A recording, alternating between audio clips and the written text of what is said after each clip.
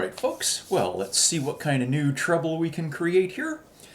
So far, everything that we've looked at in terms of arrays has just been one-dimensional, kind of a row of values, a sequence of values.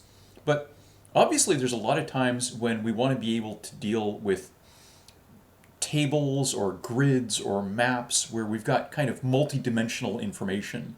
You know, maybe we've got a spreadsheet with a bunch of rows and columns, or we want to represent a two-dimensional map and keep track of where things are on it, or we've got a matrix that we want to represent, or a bunch of matrices that we want to multiply together or something like that.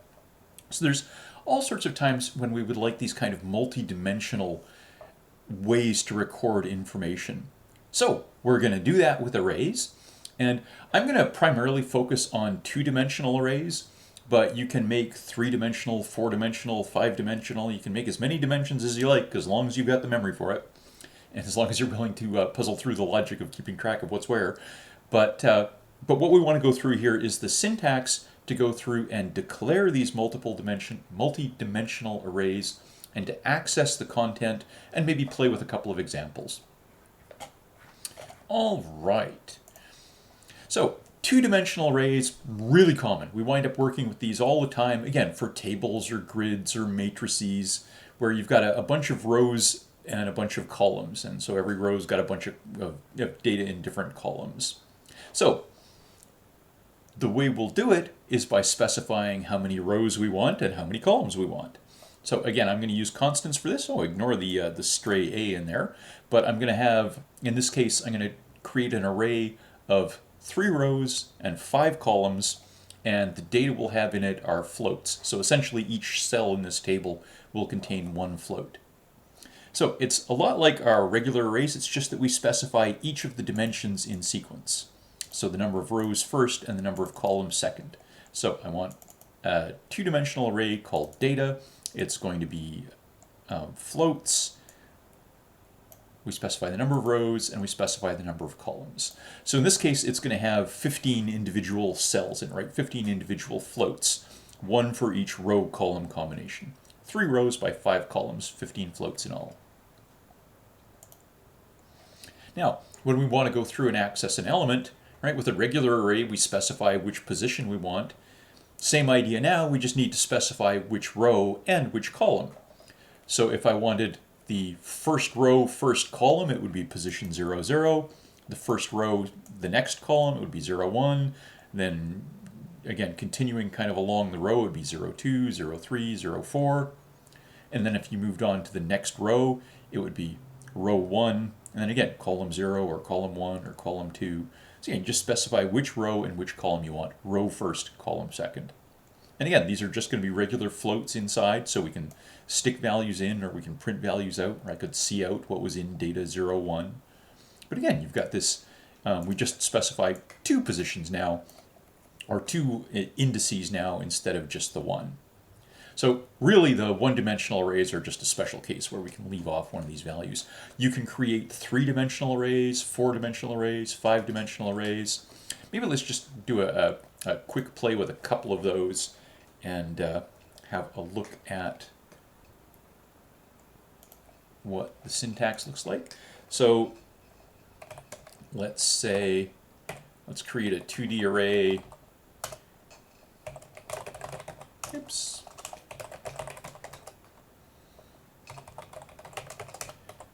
And our usual namespace and libraries here. And I'm just going to do this in the main routine just so we can focus on the array syntax. So let's say we'll have a constant int, I don't know, however many rows we want. Let's go with the same idea. So we'll go with 3 rows and 5 columns.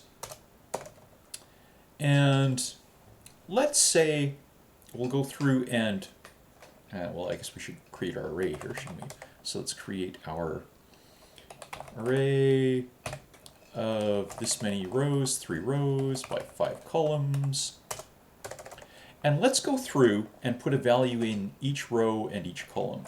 So for row 0 through 2, I guess, so rows.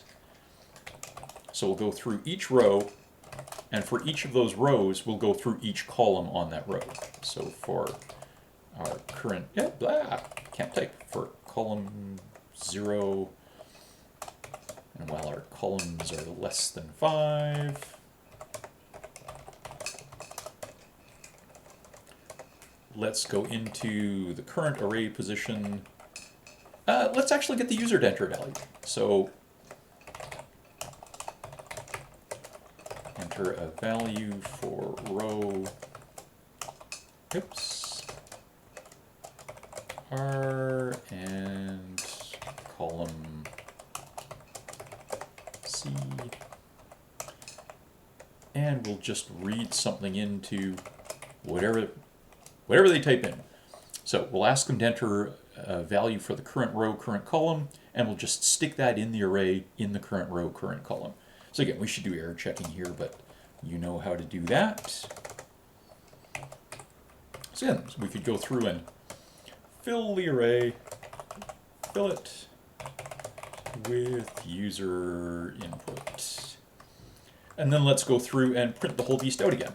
So let's print the current content. And so I'm just going to do pretty much the same thing. We've got 2 loops. We want to go through every row, and on each row we want to go through each column. And what we want to do is see out what's in the array in that row and column. And then maybe at the end of each row, we'll spit out an end of line. I'll tell you what, let's actually make this a little smaller so I don't have to type in 15 values here. Let's make it 2 by 3. Oops. Okay, so 2 rows, 3 columns each. And let's see if I blew my syntax anywhere.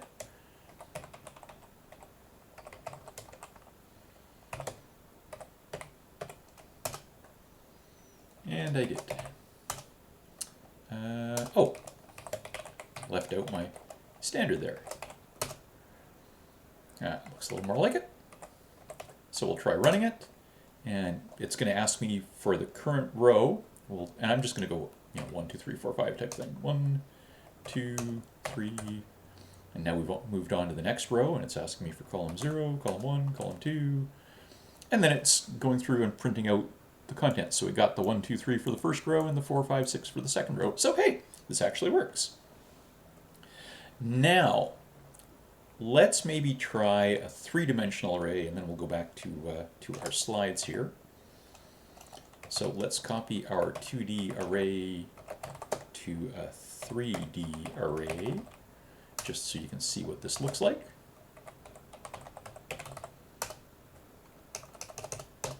And I don't know what you want to call your 3rd dimension here. Maybe we'll call it planes.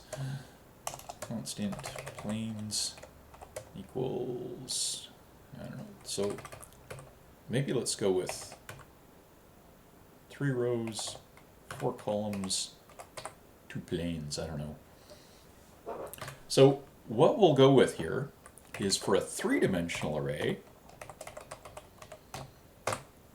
I'm going to have 2 planes. Each plane is one of these tables. So it's essentially two tables, if you like. We've got plane 0 would be one table, and plane 2 would be the next table, each with 3 rows and 4 columns. So we can, again, go through essentially this exact same idea, where if I'm going to access an element, I'm going to specify which plane and which row and which column it is on that particular plane. So we'll just add an extra layer of loops here. So for p is 0, and while p is less than however many planes I've got, p++. And again, the idea is we can just keep on adding as many dimensions as we like. Whatever it seems like we have use for. So I'm just going to add a for loop that goes through each of the planes, and on each of the planes it's going to do the same thing as we were doing before to deal with the rows and columns on that one plane. So we want to enter a value for, I guess now we're specifying which plane we want. For plane p, oops.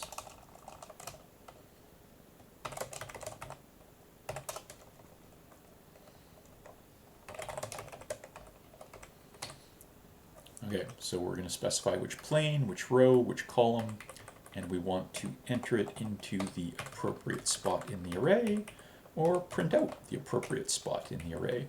So now we're specifying three values, right? An index for each dimension, which plane, which row, which column, which plane, which row, which column. And I guess when we're printing it out, let's print out which plane we're dealing with. Plane P.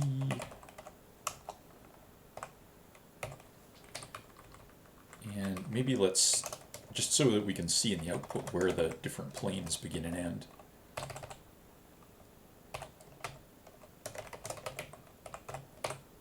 All right. So in theory, this is now, we've got a three-dimensional array. So this one's got 3 times 4 times 2 is 24 different floats stored in it. And again, divided into 2 planes of 12, and each plane is going to be 3 rows by 4 columns. So let's see if I've messed up my syntax. So we'll see if we can compile this beastie. Okay, let's see what we've got going on line 9 there. Oh, I have forgotten a semicolon at the end of my definition of that first constant. Ah, that looks a little better. Okay, see how we go. Okay, so we're on plane 0. So all zeros, and we'll continue through plane 0 dealing with all the rows and columns, and I'm just going to keep going up here.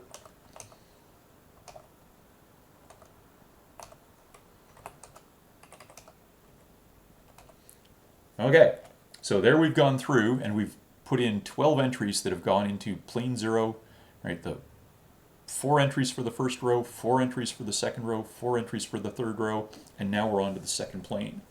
So let's just keep going here.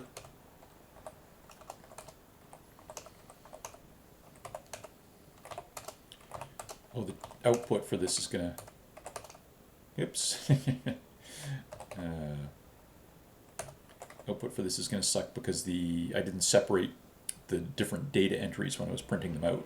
But, so this is going to go through, and again, it's printing out plane 0 and then plane 1. So for plane 0, it goes through all of the values for row 1, all of the values for row 2, all of the values, or row 0, row 1, row 2. And then here you can see the 9, 10, 11, 12. I should really have thrown spaces in between those so you could see what was in the individual cells a little bit more clearly. But yeah, there we go. We're going through everything for that first plane and then everything for the second plane, and each of those is 3 rows by 4 columns. That's fun. Okay, let's go back to our slides there. So we can go through and access individual elements. We just have to specify which position we're in each of the different planes that we're trying to support. And again, we can go through and use nested loops, right, to go through, for each row, go through each column. Or as you saw with that 3-dimensional, for each plane, for each row, for each column, do something with the current plane row column or the current row column. Now, we can actually initialize these when we declare them. So if you recall, with arrays, we could initialize all the elements of an array when we first declared it. You can do the same thing with multidimensional arrays. You just have to go through and, so essentially you've still got that open and close curly bracket that's got all of the array content in between. It's just now we have to specify where individual rows begin and end. So for this 2-dimensional array, we've got 3 rows, 4 columns. So we put the 4 values for the first row in the curly brackets, and then the 4 values for the second row, and then the 4 values for the third row. So you can do it. Obviously, it gets pretty tedious if you've got a lot of, either a lot of rows or a lot of columns or a lot of both. But it is an option, particularly for smaller arrays if that's something that you want to set up. One of the interesting things is that we can do this with character arrays using our null terminated strings. So let's say we have a two-dimensional character array, so we kind of want to store it at like a page of text sort of thing. If we specify how many rows and how many columns, if we just make sure that we add one extra column to have the null terminator in it, we can use the double quoted strings to initialize them. So this is putting character A in 0, 0, character B in 0, 1, character C in 0, 2, etc. And a null terminator in 0, 5, a null terminator in 1, 5, a null terminator in 2, 5, and a null terminator in 3, 5. So you can go through and kind of use this as an alternative notation. Again, we're going to see these quite often if you're trying to represent a spreadsheet or text on a page or values in a matrix or points on a 2D map. Again, something that we'll play with a fair bit. You do have to keep in mind that the number of data values it's storing is the product of all your dimensions. So if you've got 10 rows by 20 columns, then you've got 10 times 20 different data values stored. If you've got 1,000 rows by 1,000 columns, then you've got 1,000,000 values stored. So you do have to be aware of the memory considerations if you're using a kind of a lot of rows or a lot of columns or a lot of both. Or if you're getting into 3 or 4 or 5 dimensional arrays, you have to multiply all of the dimensions together and then see how much memory you're storing that way. Just as an aside, the size of operator, if you're ever interested in seeing how many bytes of data a different data type takes up, size of and then the name of the data type will tell you how many bytes it takes, for instance, to store a float or to store a double or to store a char. So just as a by the by. Now, passing as parameters is where things get a little weird. For multi-dimensional arrays, you remember for one-dimensional arrays, we use the array like a name for the parameter and just the open-close square brackets with no size. We still start off that way for multi-dimensional arrays, but for all of the dimensions except the first one, we actually have to provide a size now. So, for instance, if you've got a table like ours where we've got a table of rows by columns, then you leave the number of rows blank and specify the number of columns. And this is essentially just due to the way the array access is managed behind the scenes.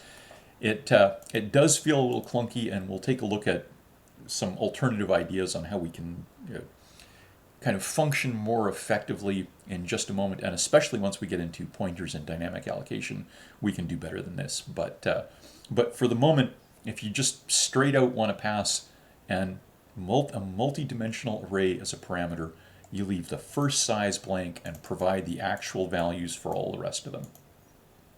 And then again, usually, whichever one you leave blank, you pass an additional parameter that's going to tell you how many rows you're working with right now, for instance. You pass it the same way as always. If you're going to pass an array, you just pass the name and then any additional parameters that it happens to expect. All right. We'll take a look at the structs idea, and then we'll go play with a bit of a more fun example for a moment.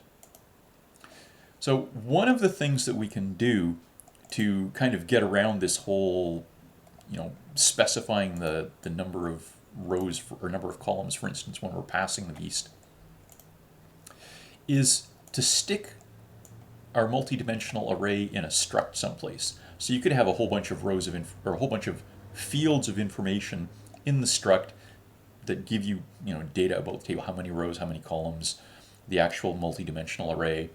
Then when you go to declare your multi-dimensional array, you just use the struct type. So for instance, in this case, a table is just going to be a two-dimensional array of, in this case, 3 rows, 5 columns, a float in each. So when I want to declare one of these things, I just use the name of the struct and whatever my variable is going to be, t for instance. And then to pass it as a parameter, I just specify t to receive it as a parameter, I just specify, okay, this is going to be a table. And then inside, you're going to access it by the parameter name, the dot, and then the array access. So again, depends on what flavor of syntax makes the most sense to you, but this is certainly a workable solution. All right, I wanted to play with a bit of an example here. So how about this? What did I call it? Map walk.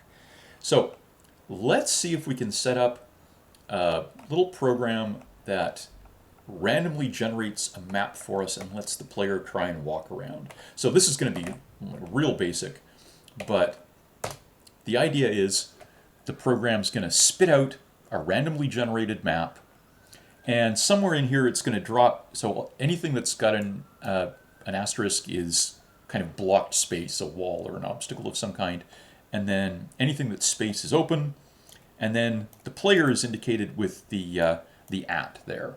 So wherever you are is at the at, and you're allowed to enter north, south, east, or west to try and move around, or Q to quit.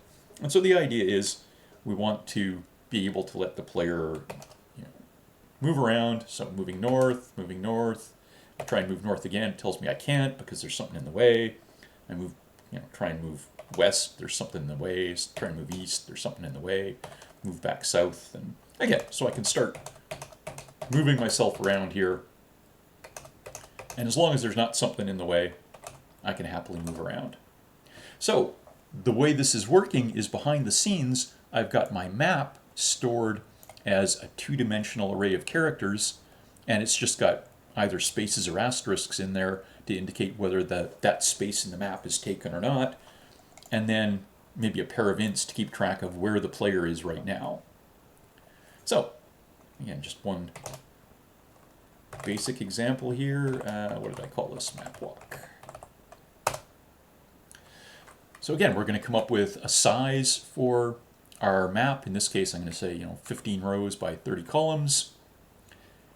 And I'll just set up a bunch of functions to maybe one to draw the map one to initialize the map, one to figure out to generate the random contents for the map. So again, for this one, I'm just going to call it initialize, and it's responsible for sticking an asterisk or a space in. Eventually, the at symbol will be plunked in to represent the player. And when we set this up, again, initialize is going to expect to be given the map that it's supposed to fill in. And so this is going to be a two-dimensional array of characters. We don't specify how many rows, we do specify how many columns, and then we pass the rows as an extra parameter. So again, this is going to get this and fill it in. We'll have a function that can draw the current map, and again, same idea. It's going to take the map as a parameter, two-dimensional array, we don't specify the rows, we do specify the columns, and we give the actual number of rows as a secondary parameter. I'm going to throw in another function that, once the map has been filled in the first time, we'll figure out where to drop the player. So again, this is going to expect the map and how many rows, and then a couple of reference parameters for the player's row and the player's column. So this routine is going to look at the map, going to drop the player in a random spot, and fill in these with which row and which column they drop the player in. And then we'll have one more function that's the one that lets the player move around. So again, this takes the current map and the number of rows in it, and the player's current column, and it's going to prompt the user, do you want to go north, south, east, or west, or quit? And then it's going to take the player's choice and look at where they chose to move, see if it's blocked or not, and move them if it's possible. So again, we can play around with something like this.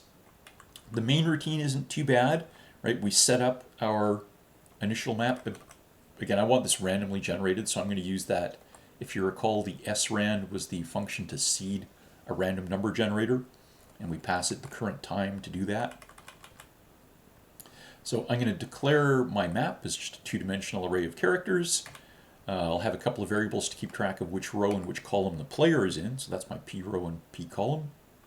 I call that initialize routine and say, okay, fill in the map for me, fill in this grid, and here's the number of rows in it. And then once that's done, I say, okay, now figure out where the player is going to start.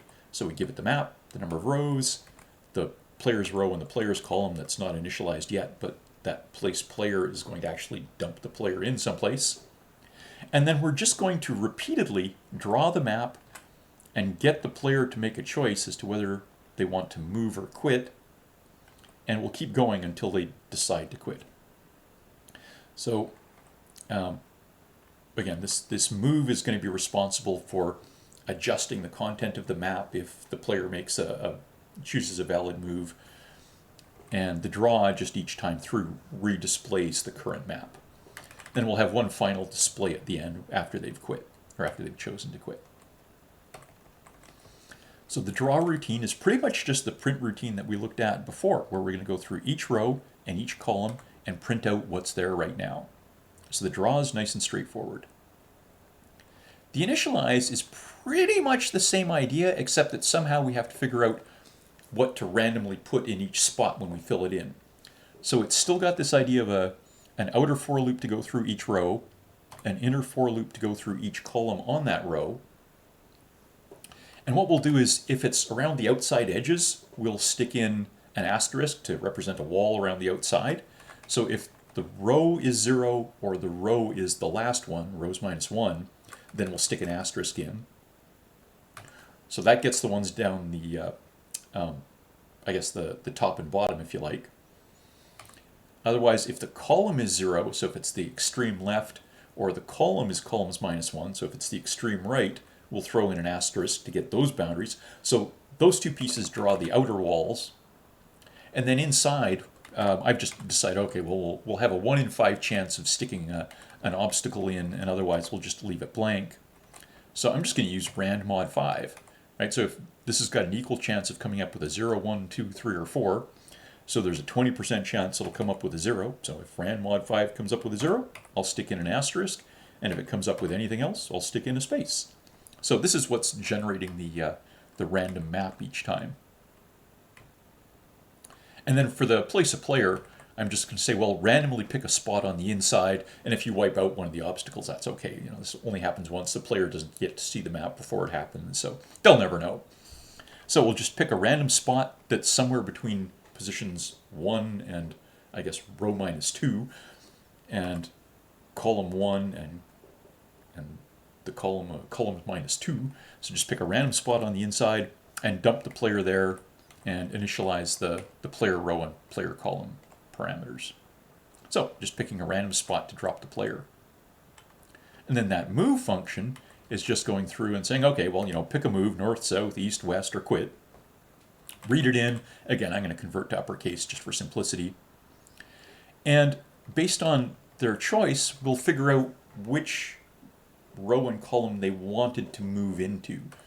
So if they picked north, then they want to go kind of up 1.